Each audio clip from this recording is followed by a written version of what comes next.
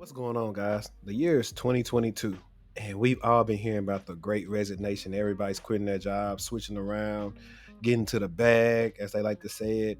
But I'm going to be reacting to a video today done by Gabe over there at Struggle Security, and it's pretty much titled "What Did I Learn from Quitting My 150K Cybersecurity Job?"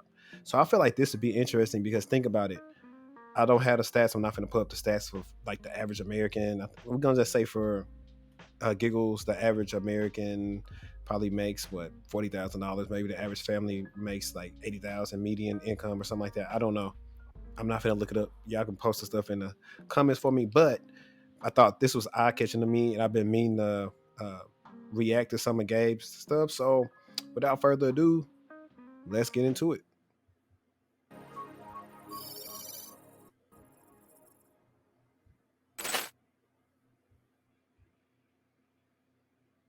Hi, and welcome back to the Struggle Security YouTube channel. I'm your host, Gabriel Agbarucci, and here we normalize struggling in cybersecurity. And today, I want to talk to you about one of my struggles. I want to talk to you about one of my struggles in the form of a question. What I learned from quitting my 150K cybersecurity job. That was almost hard to say. It's almost hard to bring out of myself because, quiet is kept. I don't quit things very often. I almost don't quit anything. In my life, I've pretty much loved to finish things, finish it to the end, whether I struggle through it. But this job, I specifically quit. And I want to share with you some things that I learned from quitting this particular job in cybersecurity. Now, Hey, that's that's crazy. Shout out. Look, I have watched some of his video. I haven't really got a chance to really watch them, but Gabe's looking super professional. I see you with the zoom in, the zoom out, and you got the transitions. I see you. I see you. But let's get back into the video.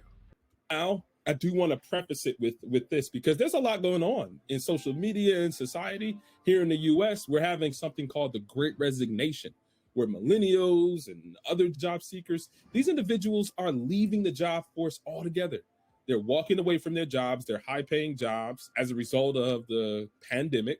We have seen a lot of things happening with the job market. And I think it's a very appropriate conversation, and I want to present to you a struggle of mine about quitting and some lessons that I learned. I want to kind of put a little bit of spin on it. So let's start from it, right? What was this job that I had got? And a lot of times people talk about cybersecurity salaries. They kind of people brag about what they got, and a lot of times, and if you guys have seen my previous video, it was on the math that you learned in cybersecurity. You would have known that I came up in a lot of mathematics as an electrical engineer major, and one principle in math, or one principle in mathematics that I was always taught as a young guy, is that you show your work. You show your work. And I don't just want to say Gotta show your work. that I had that role, but I do want to show you. So I want to show you my job offer right. Let's just look at this. Look, hey, it's no cap. That's it. I mean, check it out. No cap.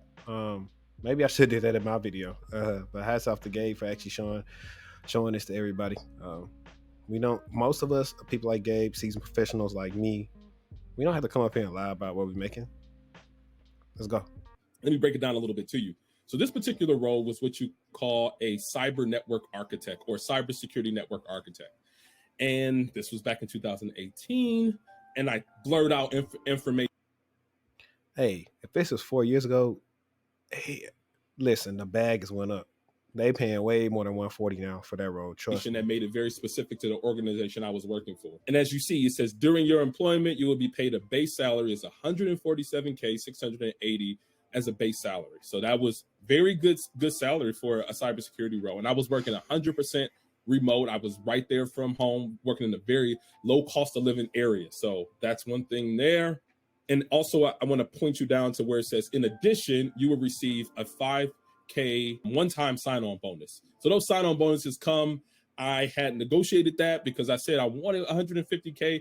They went even beyond that, right? Where the total compensation was for that first year was 152K 680. So this was the role that I got, right? This is the role that I got. I negotiated, I skilled up and everything, and I applied, and I was able to get this particular role. Not only that, it wasn't contract or anything. So this came with all types of benefits. I had healthcare benefits, as it says at the bottom paragraph, the 401k plan, 30 days after 30 days of service. So after I was there 30 days, I would be eligible for the 401k plan. And also I had paid time off in the form of 15 days per year, which is around three weeks or so, or actually 3 weeks of working weeks. So this is my offer. This is starting with the first one. It says, I learned not to accept broken career promises. So when I first came into that particular organization, there were some career promises that were made to me. As you see, I'm very vocal. I'm in your face kind of at times. I'll talk with my hands. I verbalize my thoughts and ideas well. I present well. And with this role, I was not given the opportunity to do a lot of that. But there were promises for me to be able to do that in the form of we putting out a professional services portfolio. But that never came to fruition. And that's big. Always hold your employer to what they told you they was going to tell you they was going to let you do. And if you aren't like, hey, listen, look, true story. I had my one-on-one today. It's Friday. It's March 11th, 9:59 p.m. while I'm shooting this right now. I had my one-on-one with my boss today. Well, I mean, not my boss, my manager. And pretty much through the week, I had kind of a feeling like, honestly, and he probably did know or didn't know it, but I know I was like, man, I'm not really, based on what I interviewed with it now, it seemed like I'm not doing kind of what they said I was. I mean, I'm working on one huge thing right now, but I still have downtime. So I, through the week, start saying, hey, who's over, this department? Who does this? So I started, and then in our daily meeting, I heard that they were uh, working on this project with these other teams. I was like, I want to get in on that because that's kind of stuff that they said they would let me do. And we finally had conversations, and over the week he said, yeah, sure, they said they'd love to have you and this and that, whatever, but you have to be vocal and speak up for what you want to do at your job. If not, it won't happen. Or if they don't do it anyway, that's what you need to do. But we're going to get back into what Gabe's talking about. I mean, I was with this organization for a year plus, and every time I brought up this particular concern of mine, it would always be returned with some, that's not the priority right now. Or, I know you want to do that, but you got to do this first. And over a year of this, after when I was coming in, they said they wanted to do this particular thing. And over time, I saw that thing was never coming into fruition. I had to make I really had to make a choice whether to accept that or to not accept it. And eventually, of course, when I left, I pretty much voted with my feet and I didn't accept it. The second one I want to talk about is I learned to unapologetically move on. I think a lot of times we have conversations and we have relationships within the work environment. People almost become your friends, right? You're working there 8 hours, even though we were remote. We had a lot of interaction. Me with my teammates, with my direct manager. You almost become like a little family. He's right, because I stayed at my last company for 3 years, and it was hard leaving. They never did wrong by me or anything like that. I think it was just time to go.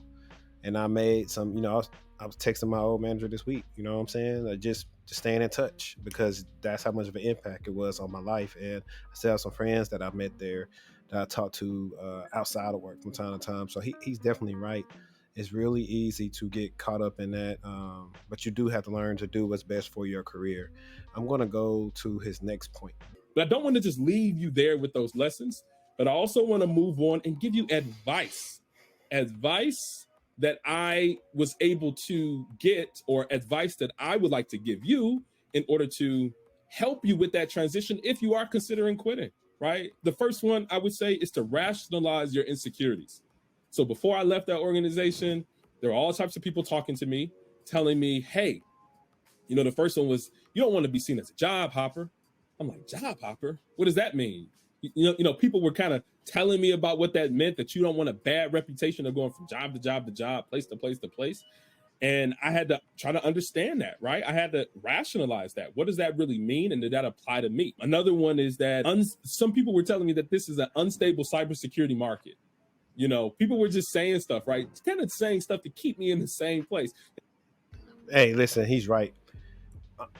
When you're going through career stuff, seek wise counsel. I actually talked to my man last night, about kind of some of the stuff I was thinking about work, and he kind of reminded me of like kind of what I tell people. It's like, hey man, you got to take what's yours and take advantage of it. And he was right. you know, don't be talking to people who ain't never really did nothing in a career. They've been at the same place for whatever. They're not gonna always gonna give you the best advice. They're gonna try to keep you where you at, and that's not necessarily what you want. So he's definitely right. Listen, all the companies need us right now because more and more remote, more and more attacks. You see what's happening, cyber warfare with Russia and Ukraine. So, you know what I'm saying? Like, bump what they talking about. Like, let's keep going. It's an unstable cybersecurity market. In tech, there's all these trends, and right now the trend in cybersecurity that was the furthest from the truth, right? As you all can see from the news, cybersecurity skill sets in the cybersecurity market has been growing and booming over time. So again, I needed to rationalize that. What did that really mean? And probably the last one was that people were telling me like you're gonna price yourself out of the market. For that role, it was for 150K, right? And they were saying you can't really go too much further beyond that. Like you can't expect somebody to compensate you even more. I'm gonna pause it right there before he says what he says because you gotta think about this. If he just was the network architect getting 150, what you think his manager was getting? What you think the director was getting? C-level execs. Come on, man. The money's out there. Don't let people with their criminal way of thinking that's the best you're gonna get. It's always out there. And they were wrong again. 3 strikes down, you're out. I was compensated even more in that follow-up role than I was in that 150K role. So it's like these things you need to rationalize, right? People, all types of people might be saying stuff to you. All types of people might be trying to keep you in the same place with all types of insecurity. And I like to add that you need to talk to people that kind of do similar stuff that you do. So if I would have told friends and family that I'm thinking about, hey man, I'm finna leave this, job paying me, 115K, they would have looked at me like I was stupid. I would tell somebody else that they'll say, man, that's all you getting? No, you worth way more than that. Which I did. I left a job that's paying me what I'm getting close to 170 now. Don't tell nobody though. But let's keep it moving. Insecurities, or actually their own insecurities in many cases. Don't let other people's insecurities stop you from moving on and progressing in your roles within your career. So don't let that happen. So that's the first one. That's the advice. Rationalize your insecurities. The second one is acquire skills that are in demand within your industry. I did a lot of. He's right on this one too, because what tends to happen if you stay at a company too long, you kind of plateau yourself sometimes out of the job market if you're not actively working on stuff on your own. I see this happen with a lot of people, a lot of clients. They don't know what skills they need because you're not keeping up to date. You're not actually just looking at roles, applying, saying, "Ooh, what's this? Let me learn this. Let me learn that." Stay up to date so you can be marketable. Yes, you can still niche down because it's just some skills that you just can't get, learn that fast. But add to your utility belt. Batman always upgrading his tools. Iron Man always upgrading his weapons. Spider-Man updating his webbing, his suits. You know what I'm saying? Goku updating the transformations. You know what I'm saying? Stay current. Stay current. And let's see. Let's go to this last part and then we'll leave you alone. Of the game. Many people think that you can progress and go far without risk or without taking risk. Me quitting was a risk. All those things that I mentioned that people were filling my mind with, those insecurities, those ideas that you can't, they were filling my mind with that. And that was at times germinating, right? It was fusing into my thought process, getting into my nerves and everything, right? And I was thinking that, hey, maybe these people are right. But at the end of the day, I had to take a risk. I had to make a decision for myself, take that risk. And I would love to say, and I would like to present to you that quitting allowed me to progress. Quitting allowed me to go further. Taking that risk allowed me to get to the point in which I'm at today.